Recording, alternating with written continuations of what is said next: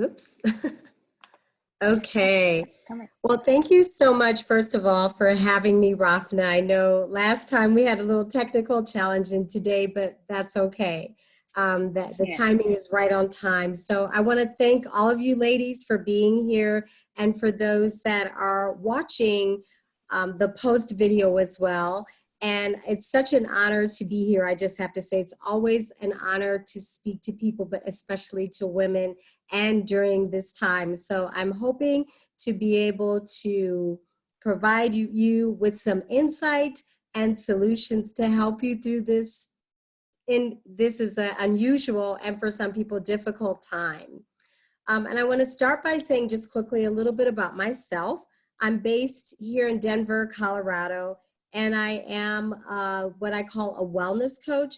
I work primarily with executives and entrepreneurs, and I help them primarily to overcome and eliminate stress, to release weight permanently, and also to increase energy and focus in their jobs, because most of them have very stressful jobs. So that's what I do, and I do that virtually, and I've been working with over about 400 executives at this point in my career now, over 15 years. So I'd like to start by asking everybody on here, if you wouldn't mind putting in the chat, what are some of the struggles that you're having right now? What is your biggest concern this time around your mental health? Because today I'm going to be talking about mental health. So if you could just enter in the chat, and actually, let me see why I can't see the chat in here. Let's try that.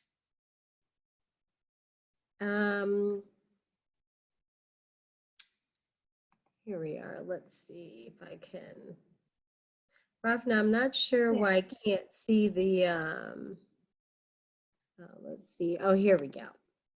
There we go. Okay. How to prioritize taking a break, Dominica. Okay. How about, are there any questions around social or around staying positive and accepting that things will get better? I'm in boot camp. It's stressful along with homeschooling the children. Perfect. Okay. All right. Okay. So today I'm going to be talking about, as I said, oops, just clicked that by accident, 7 steps to restoring your mental health and basically creating a resilient mindset. And so I want to talk first about what happened, and hopefully you'll take some notes on this one too. Like I said, it'll be interactive as we go along. So what happened before COVID? I'd like you to, for yourself, write down where you were, and you can even put in the chat where you were before COVID. So how were you feeling? What was working and what wasn't working? And then what happened after COVID? What changed?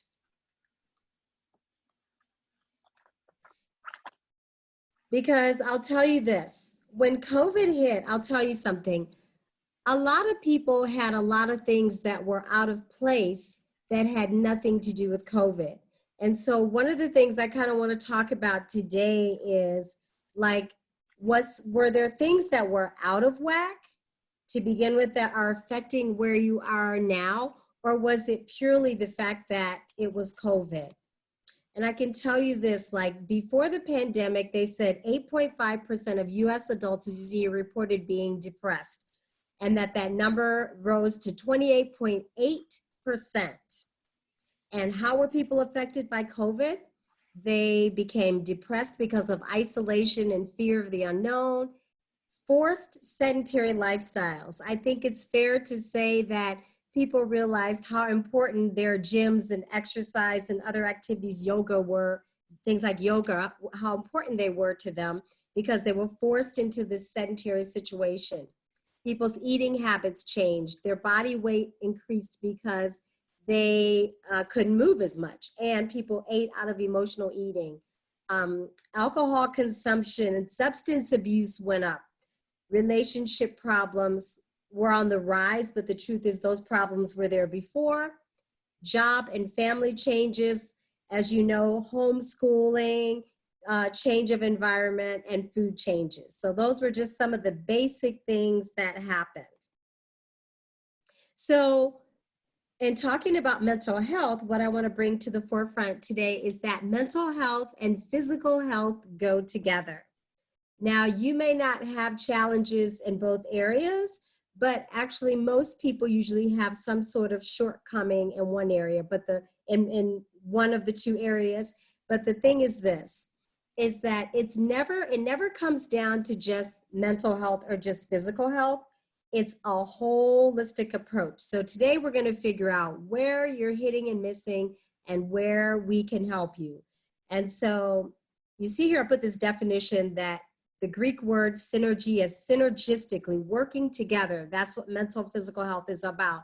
Interaction of multiple elements in a system to produce an effect different from or greater than the sum of individual effects. So basically, again, you basically can't have one or the other. Okay, so moving on, let's talk about just kind of a brief overview of what happens when you're off and how mental health can affect your habits or your physical, as we said. So in mental health, you see here, if you are off, what happens? That means usually you're fearful, depressed, anxious. You see a number of symptoms here. Health problems arise. You become stagnated, stuck. And the result on the physical health typically is overeating, undereating, emotional eating, weight gain, or other health problems start to exacerbate themselves. Physical is the same.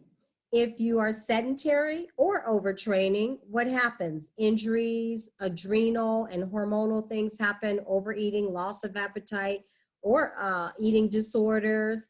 With women, things like period stops, fatigue, loss of sex drive. And the result it has on mental health is stressed, depressed, anxious, emotional, irritable. So again, just wanted to throw these just logistics out here to show you, again, you can't have one without the other. I'm going to go back for a second here. I'm hoping I can,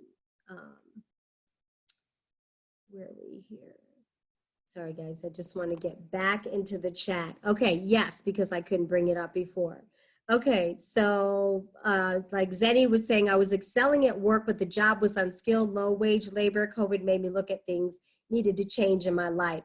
And that's something I want to bring up too. The good news about COVID is it made people think about their lives, about what they really wanted. That was the greatest thing I would say about COVID, if you want to say something positive. Julie says, before COVID, I was very busy with normal life and quite busy. I find I might have 2 tasks. It consumes my whole day. So again, back to time management. So I'd like to ask here, where are you off in any way, mentally or physically right now? You can comment in the chat. And what does that mean? Whether it's time to yourself, self-care, getting your workout in, meditating, yoga. Is anybody in the group, is there anybody that feels off right now?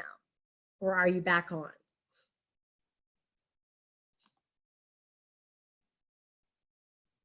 Okay, and then I'm going to, while you guys are typing, I'm going to move on to the foundation of right now, what mental health and the foundation in general for health. The foundation is that it's so important that you have vision and a goal for your what and your why. And your why, your what could be something as simple as like, I need to start taking lunch, you know. So one of the things that Rafna told me about coders, which I knew a little bit about, was that you, first of all, most of you set your own schedules, but also because it's very focused work, you're sitting for long periods of time. So I know typically with clients that I have that do that are sitting for long periods of time, they tend to work through lunches, they don't eat, or they'll eat poorly because they haven't planned. So the foundation is your mental health, mind, emotional, spiritual, your physical health, mental, your energy, physical health, all that's impacted, and the nutritional health, which also affects your mental, your energy, and your physical health. So again, they all go together. So what the question you ask, I want you to ask yourself is, what are you experiencing now in these areas, and what do you want to be experiencing? So you may have come into this thinking, I'm not really thinking too much about my physical health or my nutritional health, but based on some of the things that I'm talking about today, I want you to write down where are you hitting and missing as we're going along, as I'm going along in this presentation today. And again, I'm going to keep referring back to the chat. So Julie says, mentally off, feel kind of blah, but trying to turn it around, making lists and completing them. And that I'm going to talk about too, about making lists and planning. Always trying to get outside, walk or hike. Iona says, I'm feeling mentally off, which makes me less likely to exercise, which then makes me feel worse. And then Rachel says, agreed. So yes. So again, you can't have one without the other. Okay, so now moving on, getting into step one, which is protecting your energy, mindset, and emotions. The first step is that you have to identify exactly what is the problem. So 2 questions I want you to think about and answer are, who is in your circle right now that is affecting your energy, your mindset, and your emotions? And let's be real about it. This is a safe environment, so you can type anything in the chat. This could have to do with family members, children, your supervisor, so your mom, your spouse, your partner. They're all fair answers. And around that, the second question is, what's making you feel this way? What is it about that situation? And I have some examples down below. Is it negative things that they're saying, and whatever it's regarding? Is it the news? There's a lot going on right now. We're currently in an election, so emotions are pretty high right now. Is it negative words and thoughts that are coming from you? So self-judgment, poor mindset, past experiences or failures. So where is it coming from? Negative environments or unhealthy environments.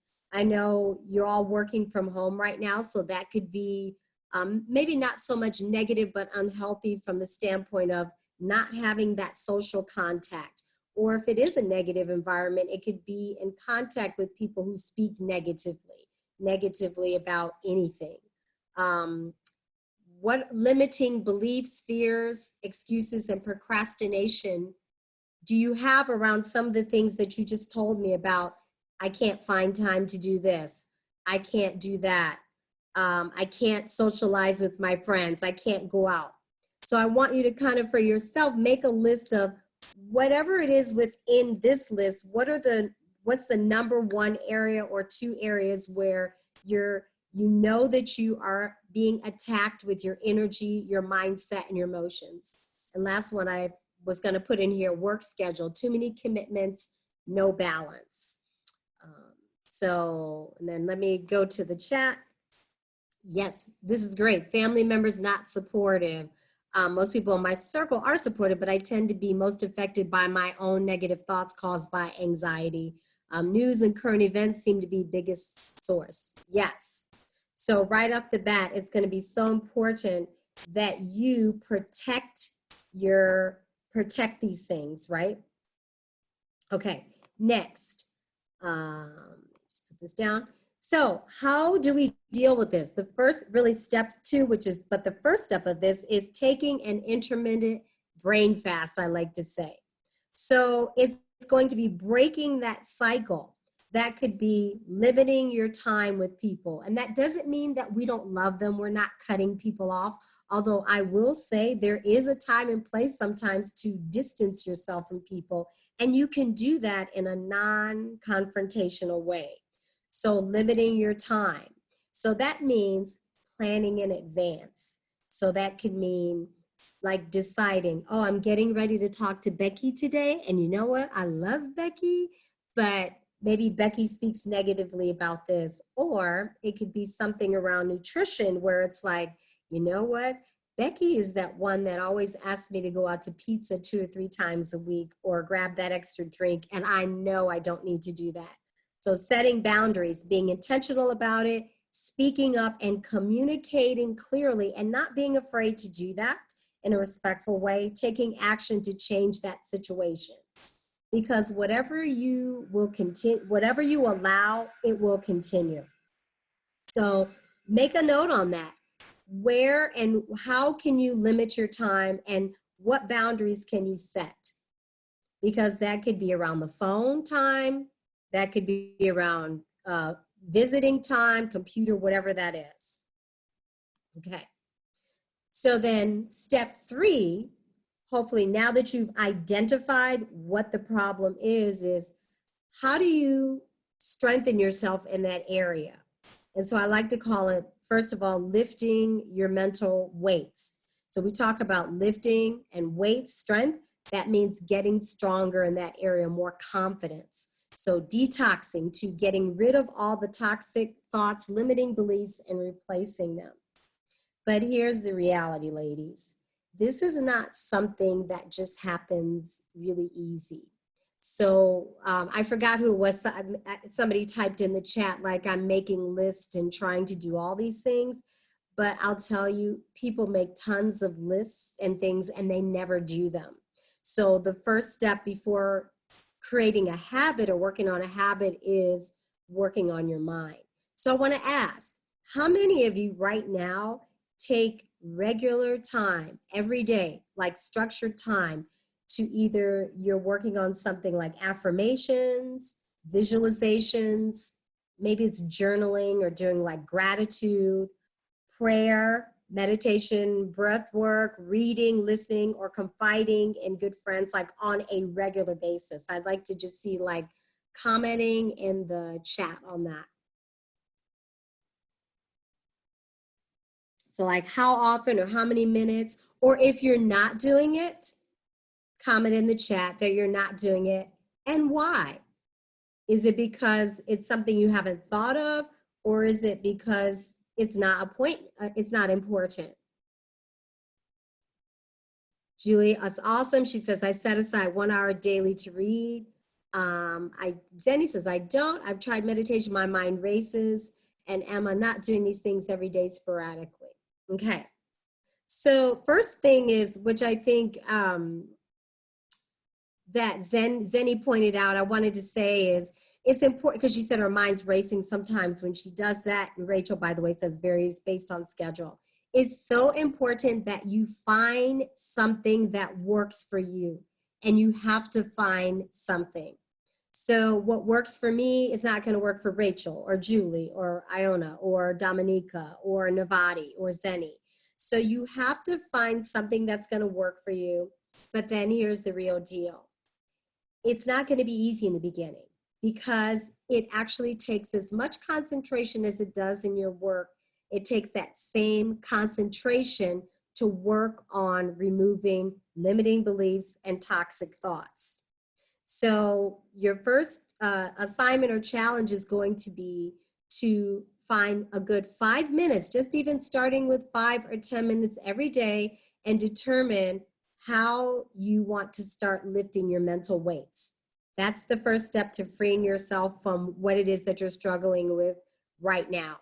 So decide what that's going to be, and then you'll start tomorrow, and I'll help you to figure out how you're going to do that. And the second part of that I just want to throw in there is that, again, it has to be consistent. So it has to be something that you schedule in. You treat it the way that you treat getting up in the morning, going to work, or whatever. So you have to treat it that way in order for that to for these toxic thoughts and limiting beliefs to be replaced. And as I'm sure you've probably heard this, that it takes about 90 days or so really to create a habit. So that's what we're trying to do, is to create a habit in order to change those thoughts. So, all right. So the next step, we've talked a little bit about the emotional and dealing with your mind first. The next step is, what about your nutrition? I can say, out of everything I'm going to talk to you about today, outside of the mind and setting aside time for that, which is very important, nutrition is the second most important thing when it comes to emotional health in terms of feeling not stressed, or if you're feeling anxious, and also if you're having trouble focusing at work and also being tired energy wise. And so from here, it says, make that connection, right? I have gut health first, because the truth is that your gut health is really the center of your health. It's not your heart, it's not your muscles, it's your gut. So what you eat affects your brain, right? Your thinking, your focus, hormones, which affect your emotions, and then your immune system. And we're in a time right now with COVID where immune system is at the forefront. And again, it comes even before emotional health, because if your immunity's off, that's going to affect your emotional health. So let's talk about that. So if you're stressed and you're anxious, what happens? Cravings. People crave starchy carbs like chips, fries, pizza, right? Sugar, candy, desserts, and alcohol. And I'm sure you've all experienced that. I've experienced that as well. Irritable, brain fog. I had a client yesterday who told me the biggest thing, we've been working together about 12 weeks, and he said that the biggest thing he got out of the 12 weeks was that he no longer has brain fog. And that was simply from just changing his nutrition. He's young and he's a CEO of a company. And he was like, that was the biggest thing. And part of that is being dehydrated, maybe even being deficient somewhere in your nutrition, maybe eating too low fat, too low carb, too low cal. All of those things are a part of that. Hormonal with women and men. I'm seeing more men these days. I'm meeting with more men actually that are having hormone issues. And that's from stress. So stress is the number one cause of hormonal issues. So intense cravings, deficiencies in your nutrition, overeating. And what is it? Carbs and sugar. Being tired, fatigue, hormones and adrenals off, right? Craving carbs and sugar again. Rejected, if you're rejected or defeated. So let's say you're going through a terrible breakup, a divorce or something like that, or fighting with family or friends. You'll tend to overeat, undereat, crave alcohol, sugar, starchy carbs again. And then for people that are feeling lonely, they're feeling separated from others socially, just not there. They overeat, undereat, alcohol, carbs, and sugar. So all of those things you see go together. So I'd like you to comment in the chat, like, what do you identify with right now, or not identify with? After talking about this, what do you notice in your own situation? What has been coming up for you around nutrition and your emotions? And I forgot to mention gut symptoms. People that are having issues in terms of like irritable bowel syndrome and things like that. Those numbers are on the rise during this time. So I'd like to just comment and let me know, like, where in here are you maybe experiencing symptoms or identifying with?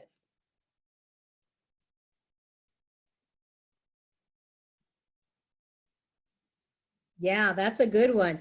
Zenny says relying more on stimulants, sugar, and caffeine. And that's definitely, I'll tell you, a sign that something is out of whack. Because that was another thing. A client told me the other day that they were completely off of coffee. Now, coffee isn't bad, but they said they realized that they were relying on coffee for energy. And if your nutrition is right and your emotions, you shouldn't have to do that. That's cool. Emma, craving carbs, sugar, salt when I feel extra anxious and worried. And it's like a vicious cycle, I'll tell you, just keeps going. All right. Oops. Sorry about that. Siri there. Okay, so the next question I want to talk about, or next part, is nutrition and why it matters most. Most of it I said in the last slide was, if you eat poorly, you feel badly, right? Mentally and physically. So when we talk about nutrition, we're talking about food, water, and vitamins. So proper nutrition, what is the real purpose of it? It helps you prevent disease. It helps to fuel your body, gives you energy mentally and physically, helps you to focus in your work and concentrate, and it strengthens your immune system. I want to just kind of interject here a little bit about fueling your body physically, hair, skin, joints, and muscles. one of the things over the years that I've seen with women who are very committed to their careers, they're very busy, like myself, they tend to start to see symptoms in their hair falling out, in their skin. And a lot of that is really, again, around not just stress, but imbalances in nutrition. And this is why nutrition is so important, is that you have to remember it's not about just lose. People will say, oh, I don't have to lose weight. No, that shouldn't be the forefront. If you have to lose weight, that's great, but that's not the main reason. So just thinking about the importance of getting your nutrition balanced, and we're going to talk about that. So nutrition basics. So here's one thing. Your body's made up of 41 to 60% of water. So I'm going to ask the question in the chat. How many of you get enough water a day? The water RDA recommendation is about 64 ounces a day. That's 8 glasses. That's nothing. If you are active and you exercise, I'll tell you 3 or more times a week, your water intake should be higher than that. So how many of you all are getting enough water or are not? And vitamins and supplements. How many of you take vitamins and supplements? You can comment that in the chat too. You see here, I have fiber. Women get 25 grams, are supposed to have 25 grams a day. That's the recommended daily allowance. Who's getting that? Vegetables, 3 to 4 servings a day. And healthy fats, 1 to 3, or other fiber-rich carbs, 1 to 2. Protein. And on protein sources, you should be getting at least 3 servings a day. Who's doing that? Who is doing that? I'm not getting enough water. Definitely do not. Lots of water, but no supplements. Large 32-ounce mason jars make it easier. Yes, I'm still inconsistent. Big water drinker, Julie says, I take vitamins, herbs, not daily, but 4 times a week. Okay, so what is my point now at this point in the presentation? Everything matters. So if you're not consistent in these things, then these are just the basic little building blocks of health per se. And again, they all affect your mental health. So if you're feeling anxious, I'll tell you something. Most people that also get anxious, get anxious feelings, the first thing I ask them is, what is their water intake? Do you know if your water intake is below like your minimum, heart rate goes right up. And then people start to think they're having stress and panic attacks, and literally they're dehydrated. I've seen it happen with family members. I've been with clients in person that have passed out. I had a client who went to the hospital, stayed for 3 days, only to come out and they said, oh, sorry, you were dehydrated. I said, you got a $10,000 hospital bill because you're dehydrated? He was mad. So that's why I'm saying all this stuff can make it seem like the world is out of sorts. And same thing with vitamins and supplements. Those are just there to really fill in the gaps if you're not getting enough of all of your nutrition. So I want everybody to ask the question on vegetables. How many people are getting 3 to 4 servings of vegetables a day? That's 1 cup of vegetables is a serving.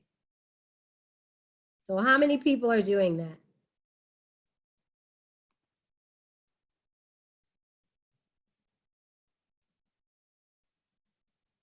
Yeah, I can tell you most of the people that I meet with initially, nobody's doing that. Very few, maybe 1% of the people.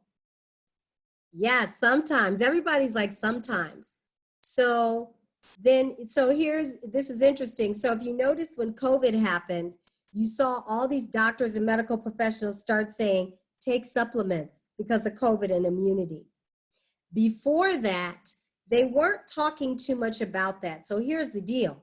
If you're not taking in basic fruits and vegetables, and then you're not even supplementing even on top of that or extra, then you got to be deficient. You see what I'm saying? So it's important that you are at least doing the basics, which are 3 to 4 vegetables a day, and at least trying to work up to that. So you have to start somewhere, right? Okay. All right, so next thing. Oops, is that not moving? Women and nutrition. Nutrition is personal. I wish I had time on here to talk to you about it and to give you like the solutions that you need. But the truth is that it's different for every person. People have allergies, intolerances. It depends on your lifestyle and any other medical conditions. But the women, as far as women and focus on nutrition, we're talking about metabolism. And so with metabolism, also exercise where nutrition fits in, muscle tone, and then overall nutritional health and fat burning capacity. So what I mean is this: metabolism is dictated based on how much lean mass is in your body. It's not based on your age. Did you know that? So the reason why people's metabolisms drop are because if they have issues with like thyroid issues, and again, that could kick in because of stress. But if you are not in any way doing any type of weight bearing exercise, you will lose your muscle mass and people's metabolism goes down the toilet. And they'll say, oh no, it's my age. But you know what happens? People get married, people go to college, they get jobs, they own businesses, and then their health and nutrition comes second. And then their metabolism tanks and they go, I don't know how I got here. So today my goal is to show you how you got here. So think about those things and comment in the chat if you feel like some of those things have declined, like your body's changed over the last 5 years. You're like, oh my gosh, how did I get like a stomach, right? Why are my boobs bigger? Hormone changes. Or why am I skinnier? Or what's happening? Like, is it because you're not eating as much? Is it because you have children and now you're running around just trying to keep your head on? Or you got married and now your husband's bringing in ice cream, or vice versa, because that happens, or your roommate is. So comment in the chat and I'd like to see like what's going on.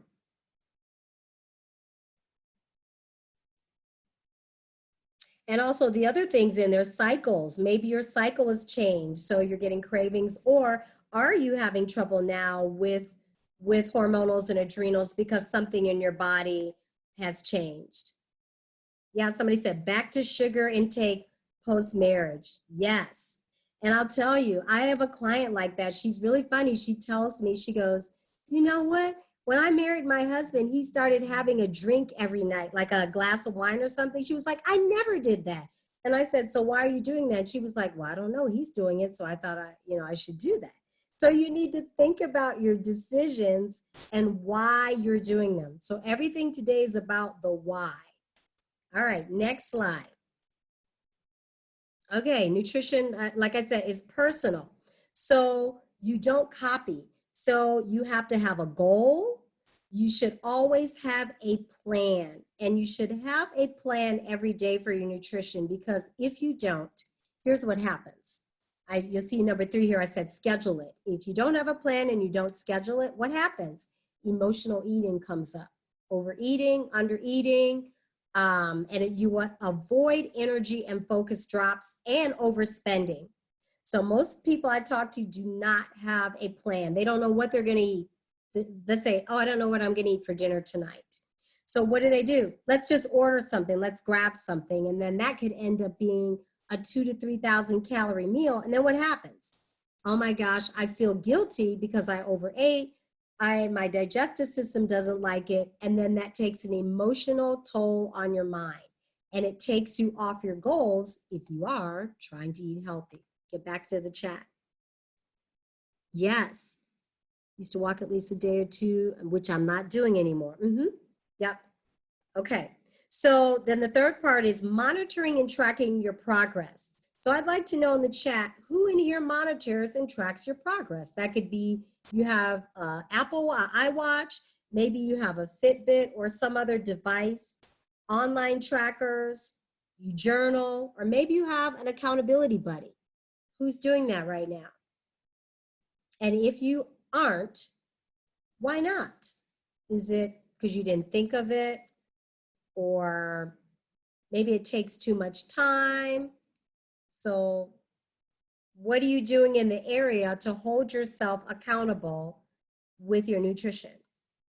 Or perhaps maybe you have a nutritionist, dietitian, or some other coach. Give you guys a second to comment on that.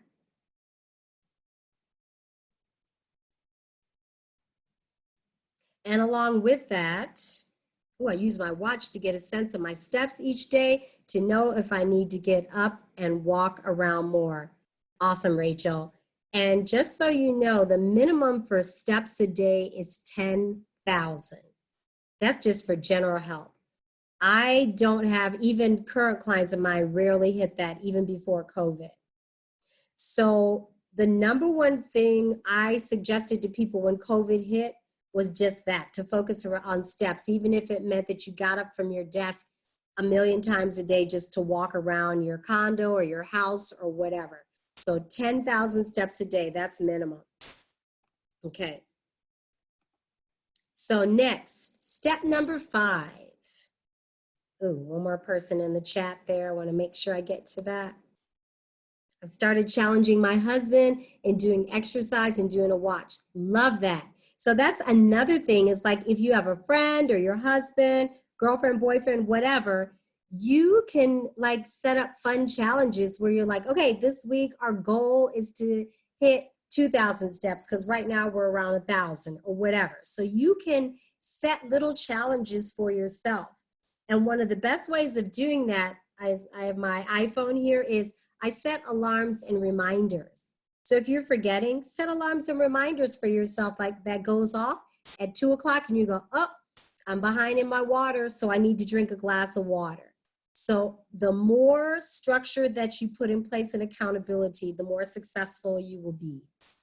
Okay, you have to start somewhere. So step number 5 is exercise, and exercise is like gold. Yes, it increases your blood flow and oxygen to the brain. And what does that do? Emotions, endorphins, right? So increases endorphins. I like to say people that exercise are generally happy people.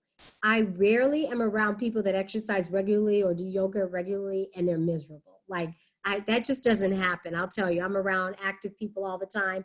And it's funny, they're always, hey, good morning, how are you, blah, blah, blah. And even if they come in irritable at the end of the workout, it's like Dr. Jekyll and Mr. Hyde. It's quite funny. So endorphins, they affect your hormones, adrenals again. And I want to say something. When we talk about adrenals, you've heard people talk about adrenal fatigue. That is very real. Adrenal fatigue a lot of times can occur when people are over-exercising, sometimes also under-exercising, but it's quite frequent with people that over-exercise. Exercise, what else does it do? Increases your metabolism.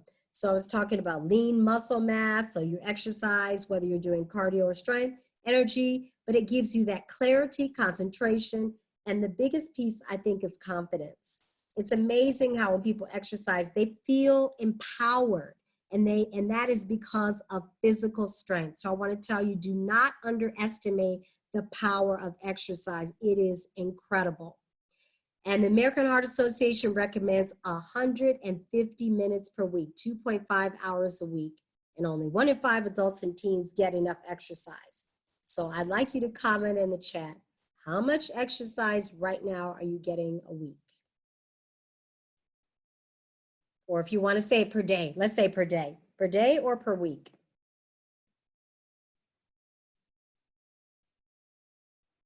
And is it scheduled exercise or are you winging it? Are you just kind of figuring it out as you go along? Likely less than an hour per week, 1 hour per week.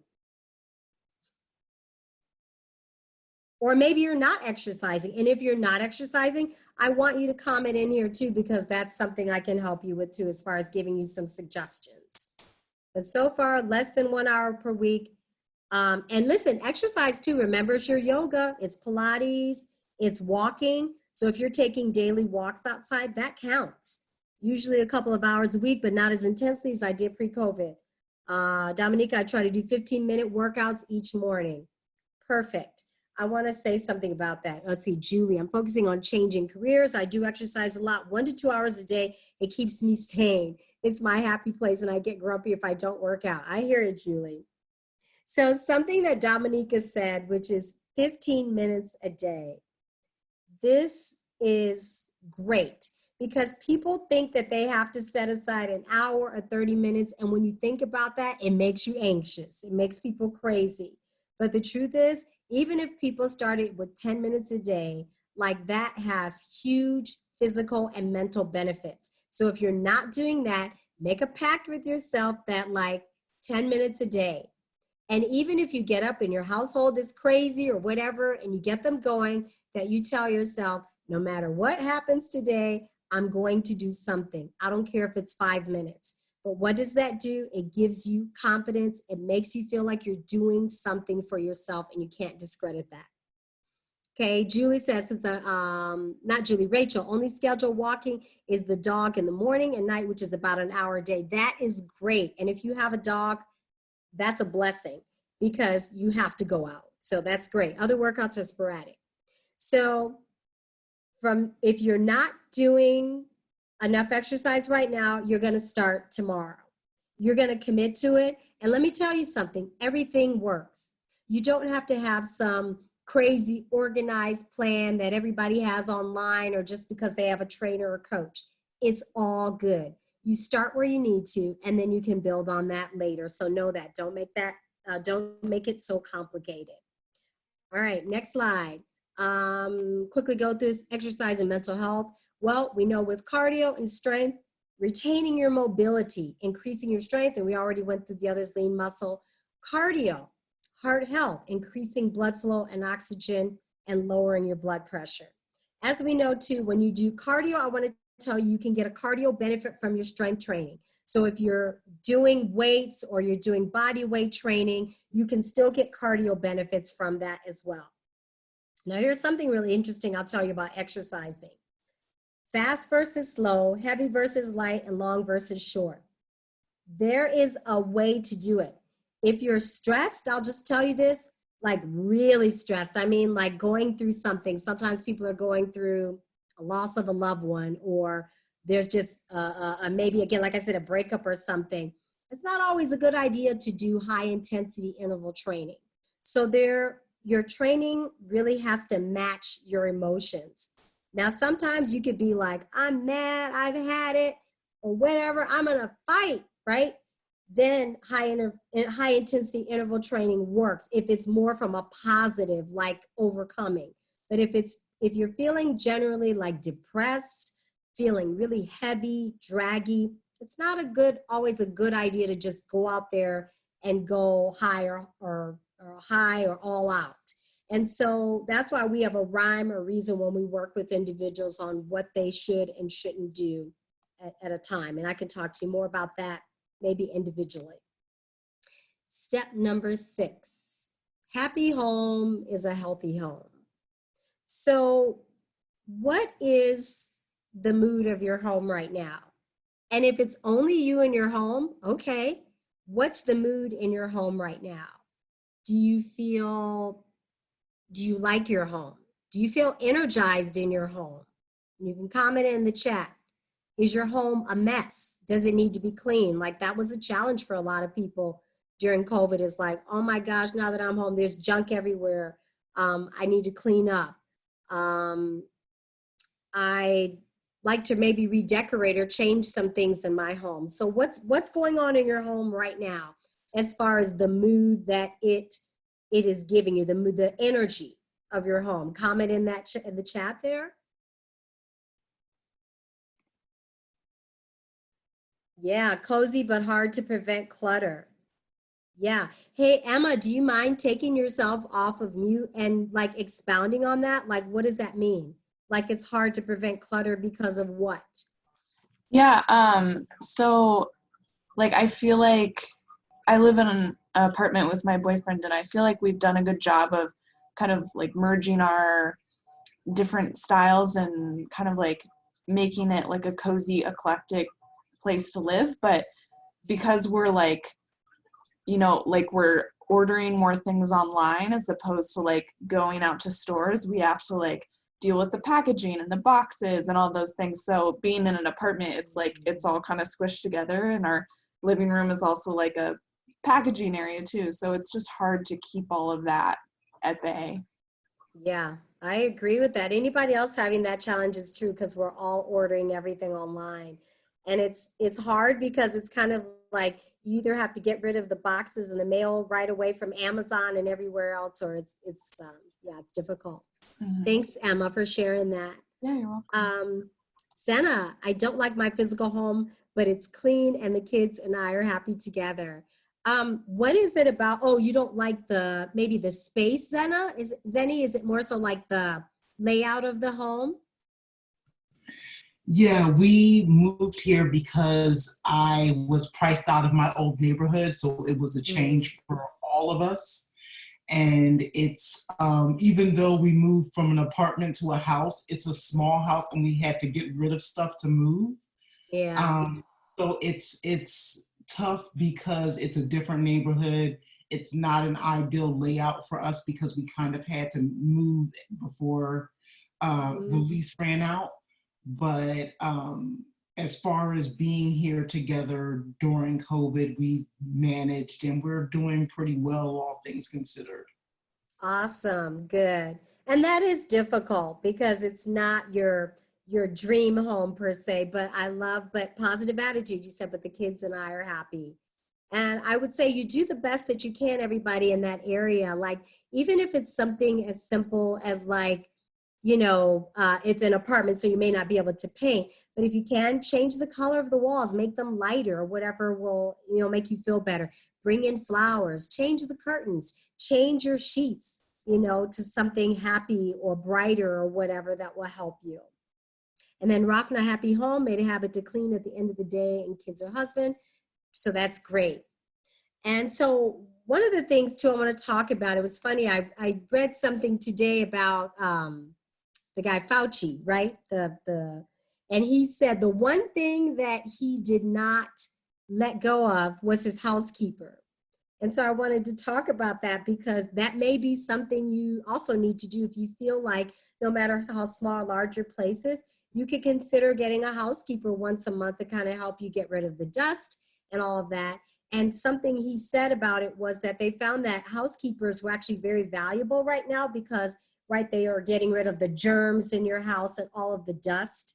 And I don't know, some of you are in California or like I'm in Colorado. We've had a lot of fires and the dust and the ash is amazing. Like every week there's like an inch of dust seems like 5 to 6 days.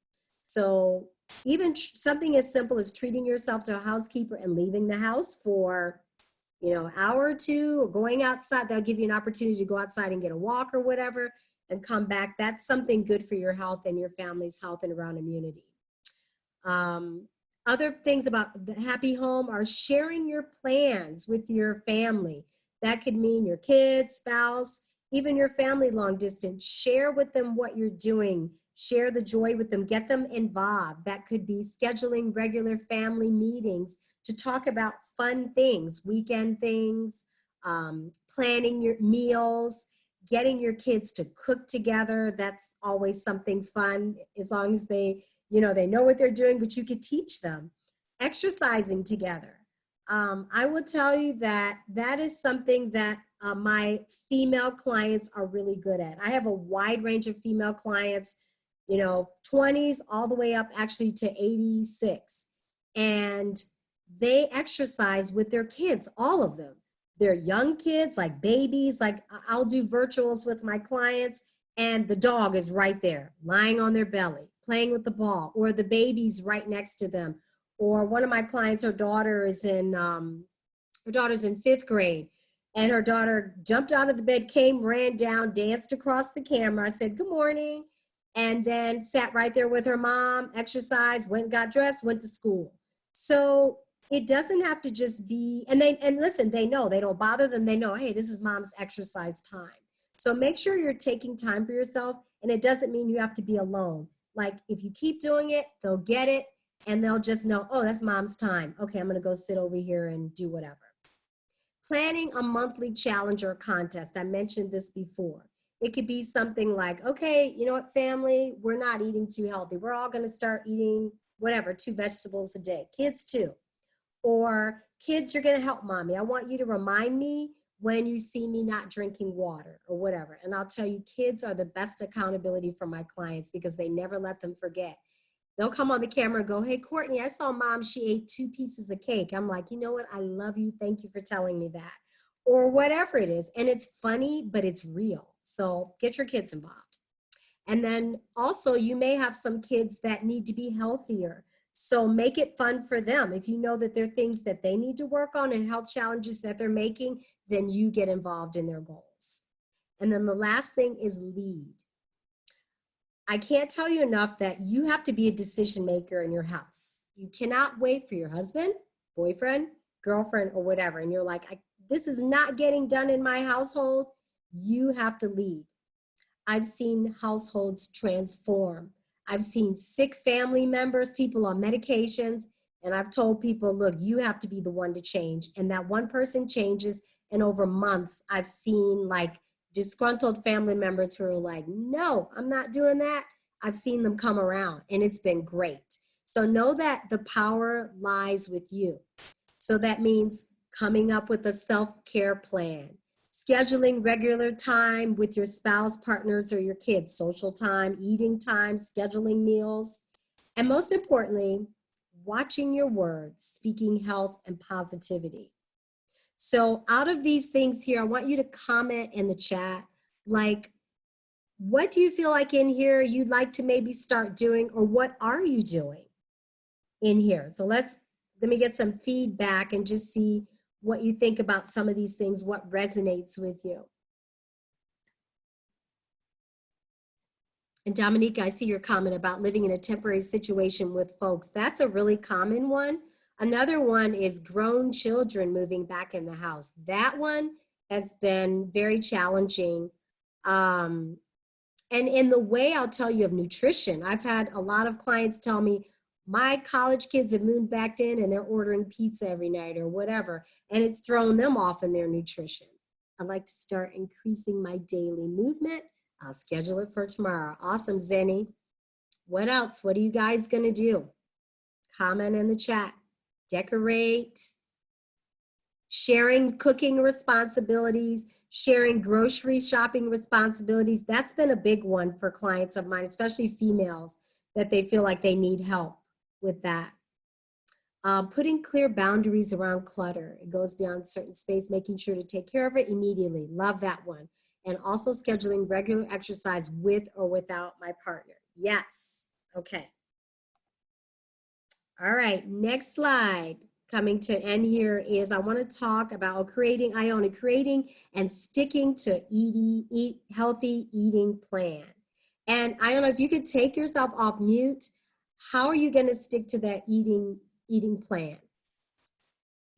I think just making a plan and making sure it's like nice things that like I do want, like it's not like really, really healthy things I'm going to be in the evening like, oh, I don't really want to eat that for dinner. Make sure it's like nice, but also like include lots of vegetables and yeah, healthy things. Just generally make an appetizing but healthy plan overall.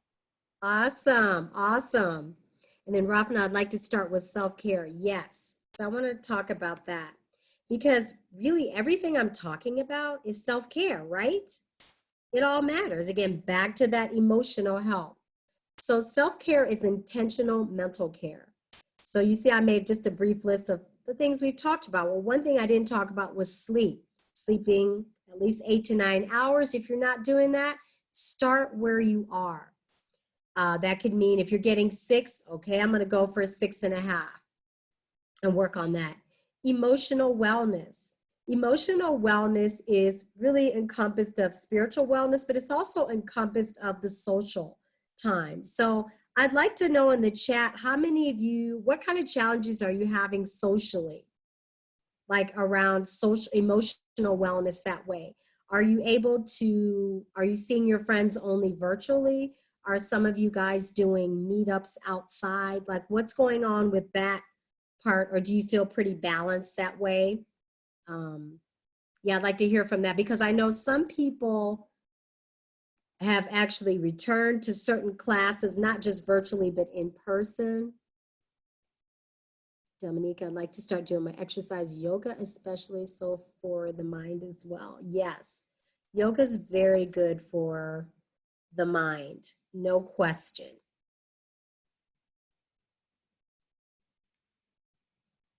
So yeah. So comment about how you're dealing with that, like if you are able to see or interact with friends on a regular basis. And how often? Once a week, twice a week, staying home fully, meeting only virtually. Okay, yep, that's okay, whatever works. And also too, spiritual wellness is important, whatever that means for you. That's different for each person. But I do think it's an important part. I have almost no social interaction. My area is still shut down except for outdoor meetings. Also, boot camp has stopped. A lot of my phone calls. Okay. Schedule more meetups with people outside. No, Emma says, yes. Okay. So in this time, do the best that you can.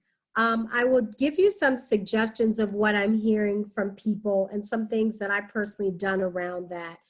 Because this is a really unique situation, and I respect people's boundaries in terms of your own physical health and what you are willing to do and not willing to do in terms of interaction with people. But I know for me, one of the things I did was, I know we were all doing grocery delivery, and from time to time I still do that, but I actually made it a point to start to go to the store at times. And I go at times when it's not busy. And that's because that's social interaction. I go to the stores, they know me. Those people see me all the time. So that's also a form of social interaction outside of your friends. For those of you that like to go for walks or going out, I'll tell you, a lot of my senior female clients are rocking it. They go for walks and they go, nope, 6 feet apart, everybody. They'll go in groups of like 3, 4, 5 people, and they walk literally every week, sometimes twice a week. I have 2 clients that are friends, and they do outdoor couples dinner. They've been doing that 6 feet apart every weekend. And then my 86-year-old, she is now up to playing golf 3 times a week. She was like, you know what? I want to go outside. And she's at high risk, but on the golf course, as you know, a lot of space. So she started doing that. And I've got a guy that's doing that as well.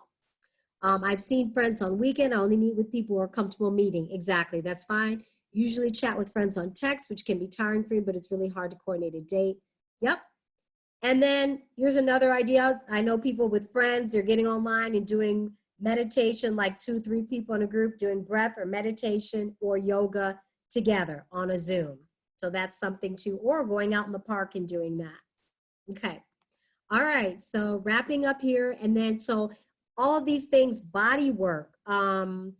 People may not feel comfortable with that right now, and I totally understand that, but I've had some people that have returned to body work because there's some things in place now that are making it safer, so that's something. And then travel. I'll tell you something. Being here in Colorado, retreats are actually doing very well out here. I know quite a few people that are hosting retreats in the mountains, but only with small groups of people, and they've all been sold out. So, and that also hiking ventures people are going on, taking weekly drives out. I think Rafna mentioned that to me, like, driving out somewhere, just taking the day on a weekend or during the week and driving somewhere just to see something. So those are things to think about. And let me just see what was in the chat here. Any questions about how to implement self-care? Because I'm going to talk a little bit more about that, but questions on self-care or ideas that you have. I'd like to know, what are you planning on doing as far as self-care? Because the truth is, it's all self-care we've talked about today. So what else are you going to work on? That's cool.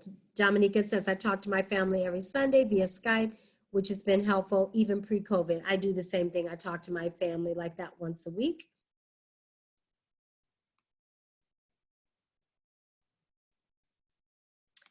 And then while you guys are typing, I'm going to go to the next one, which is step 7. Is all this fake or real? Because people say, well, I've tried this before with little success and no lasting results. Well, something I said in the beginning, it's all good to plan and to schedule things, but I'll tell you, most people don't do them. And they don't do them because, again, that mental aspect, you've got to go back to step 1, which is make sure that you have the right frame of mind, that you're working on your mental capacity, your mental weights. That is the number 1 thing. And as you do that, you'll feel better. And then you can add in habits. But one thing I want to warn you of is do not put too much on your plate. It's better to start with one thing than it is to start with a bunch of things.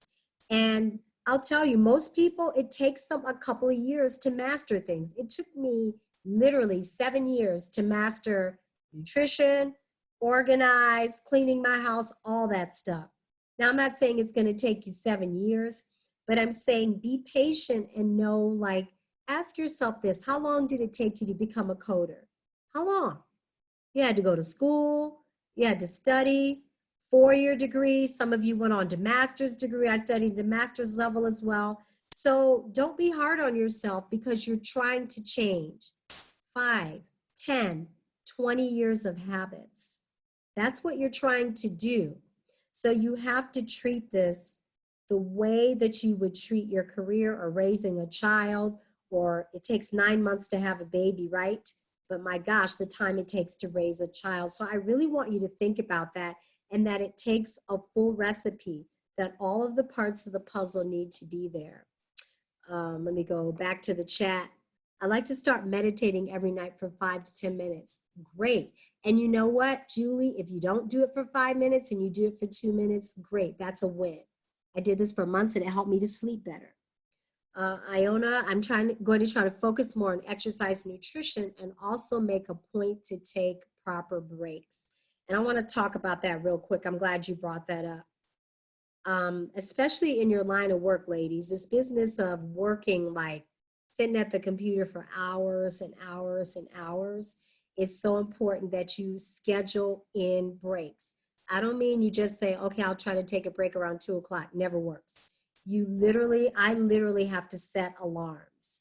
And I set an alarm and I go, up, that's it. And I live in a condo, a high rise, but I'll go, okay, going outside on the balcony, 10 minutes of vitamin D, right? That's another thing. Vitamin D, sunshine. That's really one of the best things that you could do for yourself every day, is just getting some sunlight. I don't care if you open the door and just walk out, but set times for breaks. And really and truly, it should be about every 45 minutes to an hour at the most. So try that. Set it a couple times a day and you will feel better. Okay? And then back to fake it or real. It's not a quick fix. That, like I said, it will take time. But the most important thing is do not give up. You will fall off. You will make mistakes, but don't beat yourself up. Don't say, I didn't do that. I'm not successful. It's not true. Those are those voices in your head. Keep going no matter how messy it is. Just keep going and laugh at yourself. So the reason why people don't make it is because a lack of clarity. So going back to know your why and why you're doing it. Lack of planning. Make sure you always have a plan in place for the smallest things. Grocery shopping. I'll tell you, know what you're eating every single day so you're not just winging it and wasting time. Know what time you're going to sleep. Know what time you're getting up.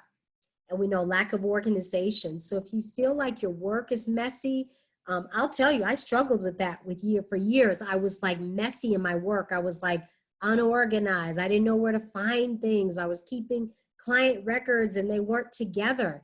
And that was causing me to feel anxious, to feel less than in my career. It made me feel bad about myself. So I set aside time to get organized, and I sought people out and said, hey, well, what are you doing? Other coaches who were doing what I was doing. They shared with me. So all of these things matter. And procrastination. Procrastination makes you feel horrible, mental health, because you keep putting off and keep putting off and you keep putting off. And then what happens? You go, I'll just wait, right? So if anything, I challenge you to speed up, to make decisions faster, to change in those areas that you need to.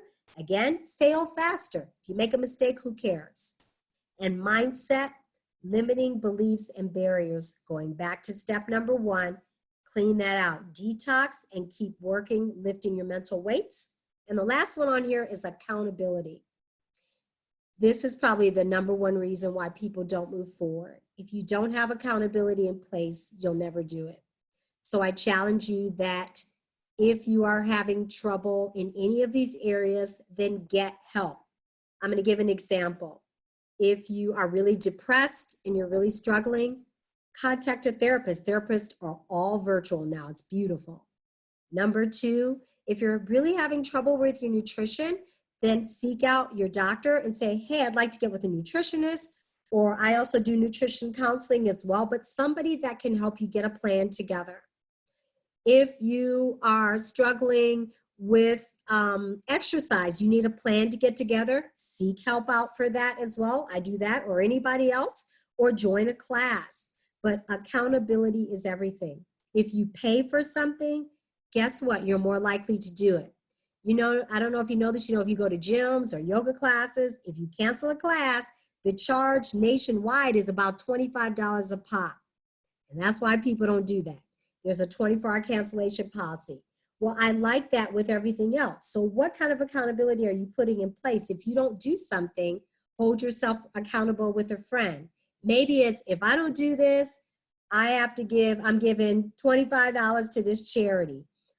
We had a funny joke going around friends in whatever way you roll, but we had something where if we didn't do what we were supposed to do amongst friends, we would have to give money to like a charity or politically something that we absolutely hated, and we cringed at it. And so it forced us to do what we wanted to do. So you can have fun with it, but you need to have something that holds you accountable so that you are moving forward. And so takeaways, again, self-care, identify your what and your why, set a goal, plan, take fast action, have accountability, be consistent. Most importantly, maintain a positive mindset and keep planning for the future, but enjoy the present. So one of the things that you could think about is, what are you going to do when this is all over? What are you going to do? What are you doing now? But plan something big and get your kids involved. That could be, guess what? We're going to France. Or you know what? We're going to go to that beach vacation house. Or we're going to buy that new car. Or whatever it is. But I want you to plan something big for when this is over. And there's one last part to this I want to say is the holidays. The holidays are coming, and holidays are a special time. Even though we may not be able to be with all of our family members, I want you to make those times special if you celebrate them. And if you don't celebrate them, maybe find a reason to celebrate during the winter with the weather changes. So plan for that and make it your purpose to really do something special and unique during that time. And I want to give you guys a tip around the exercise for the holidays coming up, because it's something that happened during COVID and a lot of people just didn't think about. But when COVID hit, there was actually a shortage of exercise equipment across the globe. And they're anticipating the same thing will happen. So you want to plan for when the weather changes and you can no longer go out or ride your bike or do whatever. So you should be equipped with things like elastic bands, which take up no room, free weights, which could be put in the closet. Maybe you need a fit ball. Maybe you need a yoga mat.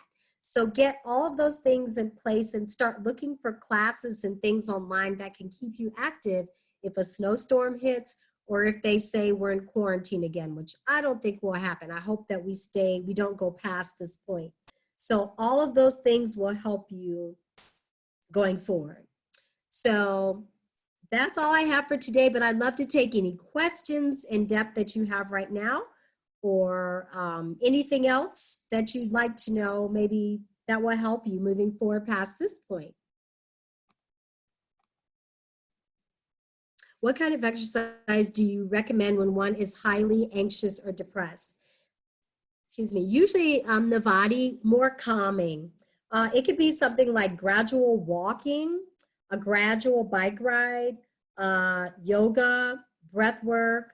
But even if it's yoga, I don't recommend doing like power yoga. Like you can go to power yoga and it can wipe you out. I love power yoga, but sometimes it's too much.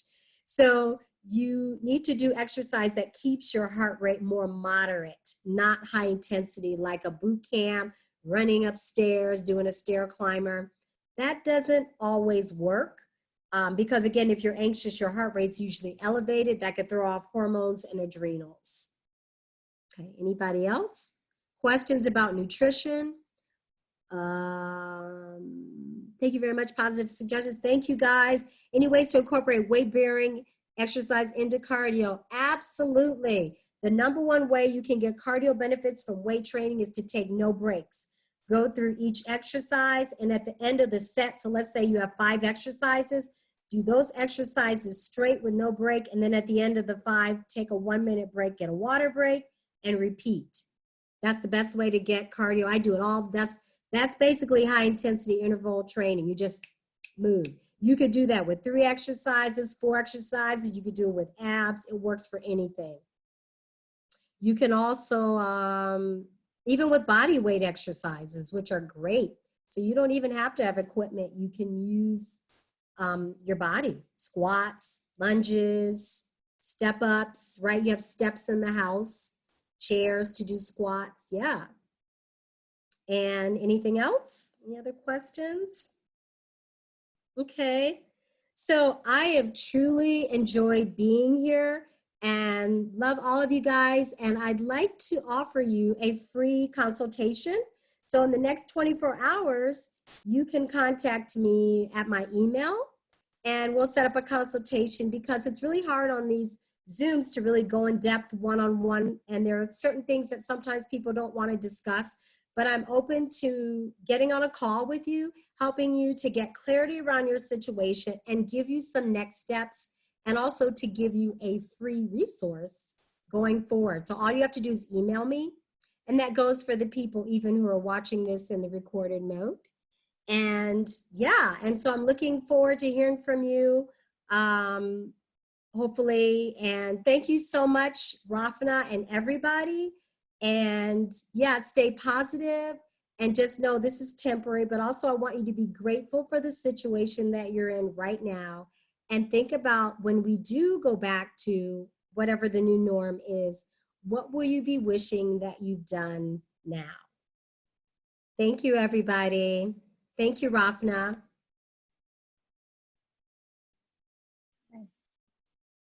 Thank you, Courtney. This was an incredible session.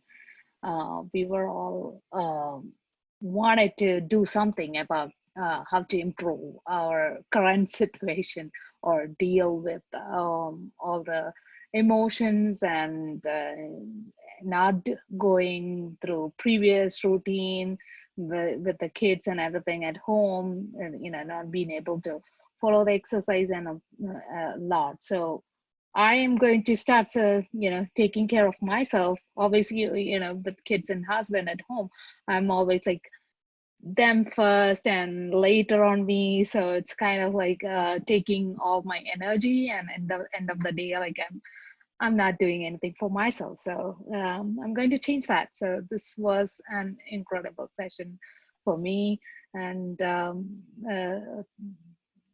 I'm feeling great now about how to improve myself. So thank you so much. Thank you for joining us today. Thank you all for joining us today. I know we had some technical difficulty in the beginning, but we were able to continue with that, with the session. So there's a form. We would like to get feedback from all of you. And shared through the chat. So, if we wanted to, so Courtney here is to help us with the more sessions if we want. So we would like to get an idea, like what topic would you like to have us as the next session, or anything else that we are missing, to help us improve our performance in all the way. So please feel free to fill that form so we get an idea about that. And as Courtney said, email her if you have more questions, personal questions, and how to deal with around your lifestyle. So she will be able to help you with more resources. So thank you all for joining tonight. And 23rd of October, we are doing a networking session with Women Who Code Colorado chapter. So, we can meet other members in the community, hiring managers probably there, leaders, senior software engineers, juniors. And so we'll have a virtual happy hour meeting on October 23rd, sorry. And so, we can meet, just share something about us, meet others, say hi, and just have some good time. So yeah, so that's all for tonight. And if anyone wants to contact us, you can email us at denver@womenwhocode.com, or you can email us if you want to have any sort of event focused on any topic that you wanted to like us to do. So yeah, so everyone take care, have a good night and good rest of the week. Thank you for joining. Bye.